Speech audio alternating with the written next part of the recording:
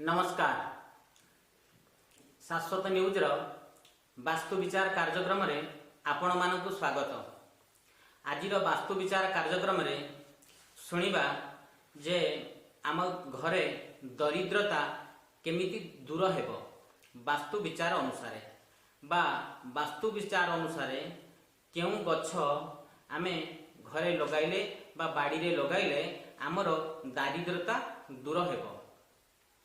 तो आमर रोजगार अच्छी सबुदिन घरे आसी पैसा पशुची किंतु आमको अंटू नाही। जदि 1000 आसुची 2000 खर्च होउची। एई परिप्रेक्षी रे आमे कोन करिबा केमिति एथुर समाधान पाइबा।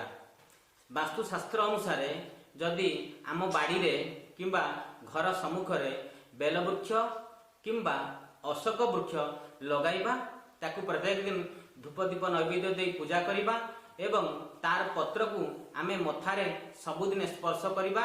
एपरि भाबरे जदि करिबा ताहले देखिबा किछि दिन परे धीरे धीरे आमको अंटिबा न अंटिबा कमी जिवो एवं आम दरिद्रता मध्य कम हे जिवो। रोजगार तुलना रे खर्च मध्य कम हे जिवो। तेणु आर्थिक आमर गच्छित हेबो। तेणु ए दृष्टि बेलवृक्ष एवं अशोक वृक्ष आमे बाड़ी लगाइबा। এই वास्तु विचार अनुसार बा वास्तु अनुसार आमे एथुरु सुफल पाइबा।